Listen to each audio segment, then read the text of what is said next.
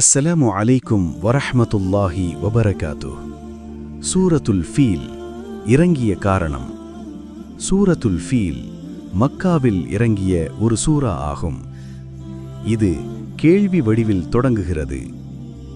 அலம் தர கைஃப ஃபஅல ரப்புக பி அஸ்ஹாபில் ஃபீல். நபியே, யானை படைக்காரர்களை இறைவன் என்ன செய்தான் என்பதை நீர் பார்க்கவில்லையா? இந்த சூரா சூரத்துல் காஃபிரூனுக்கு பிறகு இறங்கியது.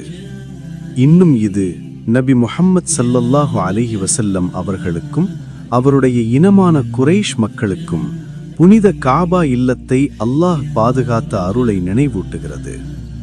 யானைப்படையினரை அல்லாஹ் திருப்பி அனுப்பியதன் மூலம் மக்கா மக்களுக்கு அவன் அளித்த மகத்தான அருளை எடுத்துரைக்கிறது.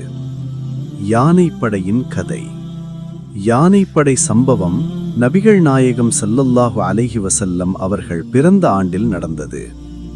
இதனால் இந்த ஆண்டுக்கு ஆமுல் ஃபீல், யானை ஆண்டு என்று கூறப்படும். இந்த நிகழ்வை அல்லாஹ் குர்ஆனில் சூரத்துல் ஃபீல் 105ஆம் அத்தியாயத்தில் குறிப்பிடுகிறான். அதாவது அல்லாஹு தஆலா அப்ரஹா, அவனது யானை மற்றும் அவனுடன் இருந்த படையினரையும் கற்களை எரியும் சிறிய பறவைகளை அனுப்பி அழித்தான். இந்த சம்பவத்தின் காரணம் என்னவெனில், ஏமன் நாட்டின் ஆளுநராக இருந்த அப்ரஹா அல் அஷ்ரம் ஒரு பெரிய தேவாலயத்தை கட்டினான். அதற்கு அல் குல்லைஸ் என்று பெயர் வைத்தான். மக்கள் காபாவுக்கு செல்லாமல் அந்த தேவாலயத்துக்கு ஹஜ் செய்வதற்காக வரவேண்டும் என்று அவன் விரும்பினான். ஆனால் அரபியர்கள் அதனை பொருட்படுத்தவில்லை.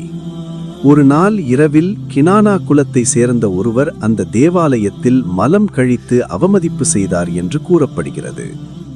இன்னொரு கருத்துப்படி சிலர் அங்கு தீ மூட்டி அந்த தேவாலயத்தை சேதப்படுத்தினார்கள் என்று வந்துள்ளது.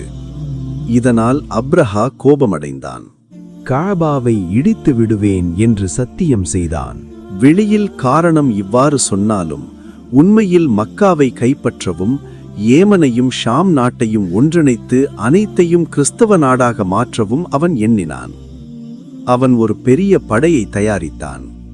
பல யானைகளையும் கொண்டு வந்தான். அதில் மிக பெரிய யானையின் பெயர் மஹ்மூத்.